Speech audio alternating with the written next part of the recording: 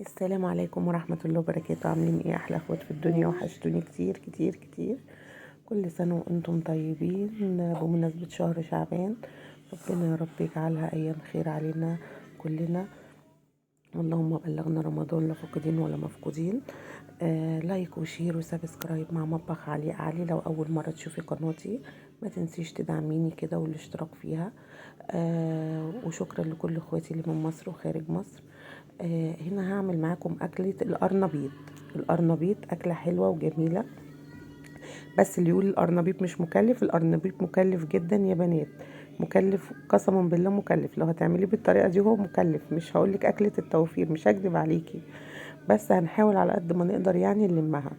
انا جبت القرنبيطه اللي انتوا شفتوها دي وبحب امسكها اغسلها ورحت سلقاها، وبعد كده قطعتها زي ما احنا كنا شايفين. وهنا حطيت كوبايتين من الدقيق وماجي وبهارات ومعلقه توم وحبه بيكنج باودر وكيس لبن بودر. انا بحب اعمله بيها، بيخليها حلوه جدا. وحبه كمون وحبه كزبره وتوم باودر وبصل باودر. انا بحب القرنبيط بالطريقه دي. طب يلا نقول كده تاني: دقيق ونشا، والنشا بحطها معلقتين اتنين بس عشان ما تمتصش الزيت جامد، وفي نفس الوقت تديله كده قوام حلو. يبقى حطيت دقيق ونشا وبيكنج باودر وبهارات وماجي ولبن باودر كزبرة وكمون وحبة بابريكا توم مفروم. تمام، وقلبت كله في قلب بعضه، ونزلت بقى هنا عليهم بميه. انا هوريكم القوام اللي انا عايزاه.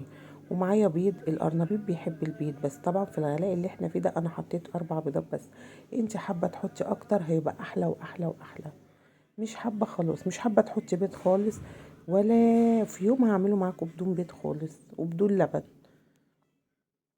افضلي بقى كده قلبي. بعد كده هنزل عليه باللبن، هديله كوبايه لبن حلوة كده كبيرة. ده هنا كان معايا نص الكيس لبن،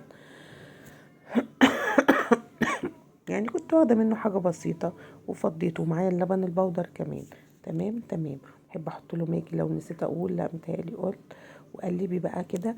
احنا اللي بيحكمنا في القرنبيط القوام بتاعه. القوام بتاعه. انا بقى عايزه اربها كده العجينه بتاعتي، وبعدين انزل عليها بالبيض. لازم ابقى ربها حلو عشان البيض ما يكلكعش ولا يكون فيها اي تكتلات. طول ما ايديكي فيها كده وتصلي على الرسول الكريم، اللهم صل وسلم وبارك عليك يا حبيبي يا رسول الله، الدنيا سهله معاكي وماشيه معاكي. لا حول ولا قوه الا بالله العلي العظيم. بصي ايدي فيها خفيفة خفيفة. هتديها حاجة عليها، طبعا لازم اديها دقيق لحد ما تربط معايا. عرفتوا بقى؟ انا قلت لكم الكمية مش هتبقى قد ايه. احنا هنعمل عجينة القرنبيط بالنظر لحد ما القوام العجينة يربط معايا. اعتمدي طريقتي دي وصدقيني والله العظيم 3 هتاكلي قرنبيط حكاية. ولو ولادك وجوزك ما بيحبوش هيخلوكي مدمنين، هيبقوا مدمنين القرنبيط، هيعشقوه كده عيش. انا برضو هنا حاساها خفيفة شوية. هديها حبة دقيق تاني. يبقى حطيت دقيق، معلقتين نشا، معلقة بيكنج باودر، مكعبين ماجي، كيس لبن باودر او بما يعادل 3 معالق لبن باودر. وحطيت بهارات وكمون وكزبرة وبابريكا ومعلقة من الثوم والفلفل الاحمر. وحطيت ملح اساسي طبعا. هنا نزلت اهو بالبيض بعد ما قوام العجينه ادالي الشكل اللي رابط معايا. زي ما قلتلك انتي ومقدرتك في البيض. تمام تمام.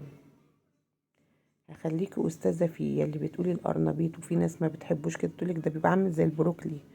لا لا لا، انا هخليكي كانك عامله بانيه بالظبط، حاجه كده فاخر من الاخر. وهنا قطعت البقدونس ورحت حاطه عليه. انا بحب احط في العجينه بتاعته كده بقدونس حبه محترمين عشان تاكلي كده وتبستي. تمام تمام. عجينه متكلفه والله. اكله قرنبيط لو كنت جبتي بانيه ومكرونه كان اوفرلك. بصوا بقى، مسكته قطعته. بصوا ازاي رقيق ازاي كده. هوريكم طريقتين هعملهم بيه.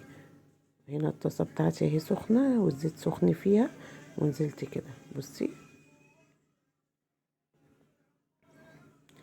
هتشوفوه بقى، ولا بروكلي ولا الكلام ده، مش حاطين الوردة بحالها، لا.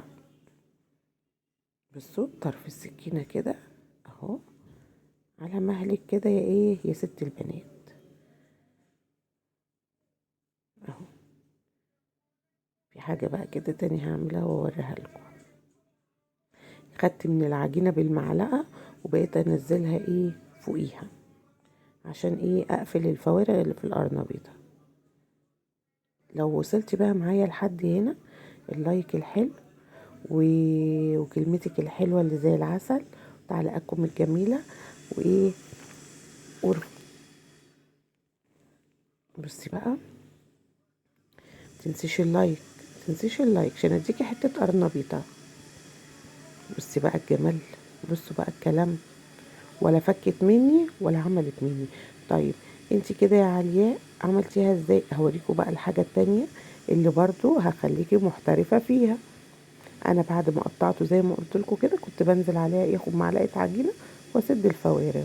طيب انا برضو يا علياء مش عارفة اتعامل بالطريقة اللي انت قلتيها. طب تعالي اقول لك طريقة تانية برضو هتبقى حلوة. بصوا المنظر، ايه رأيكم؟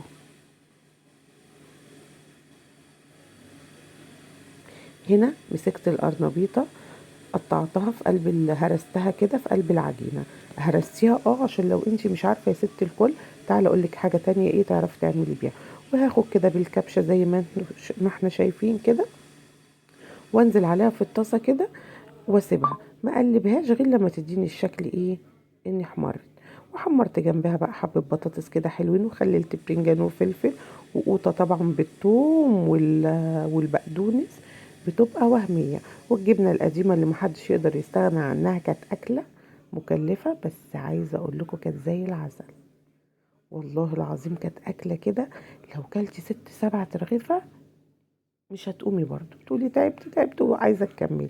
حاجات بقى كده جميلة، أكلة شعبية تحفة، بس حاجة كده جميلة قوي قوي قوي قوي. لو وصلتي معايا هنا برضو كده، لايك للحاجات الحلوة دي كده، وقولي لي ايه رأيكم في تعليقاتكم الجميلة. قرنبيط مكلف بس والله العظيم كانت أكلة فعلا من الآخر. سيفتي كانت طالباها مني وكنت متأخرة عليها فيها، بس الحمد لله أكلتها لها ووفيت بوعدي معاها. ألف هنا على كل قلب اللي كان من الأكلة دي، وقال لي تسلم إيديك يا ست البنات. وادي بقية البطاطس وهي بتتحمر، وادي القرنبيط. قال لي قولوا القرنبيط رخيص. قال مين يا عم الحاج؟ تعالى قول لي وريني وشك كده اللي بتقول القرنبيط رخيص واكله موفره. بس ان شاء الله هعملها معاكم بدون لبن وبيض. انا ما جربتهاش بس هجربها مع اخواتي ونشوف ايه هيبقى رد فعلها، وايه هي إيه الحلو بتاعها وايه الوحش بتاعها. وساعتها اقول لكم بكل ثقه وكل امانه اذا كانت حلوه ولا بالتكلفه دي اللي حلوه. انا عن نفسي بحبه كده وبيعجبني. والله العظيم الكاميرا كانت ظالمه لونه، وكانت حاجه كده زي العسل، دايب دايب دايب في البق. تمام تمام. يا ريت بقى اللي مشتركش في قناة اختكم لايك وشير وسبسكرايب مع مطبخ علي علي عشان يوصلكم كل جديد من الفيديوهات.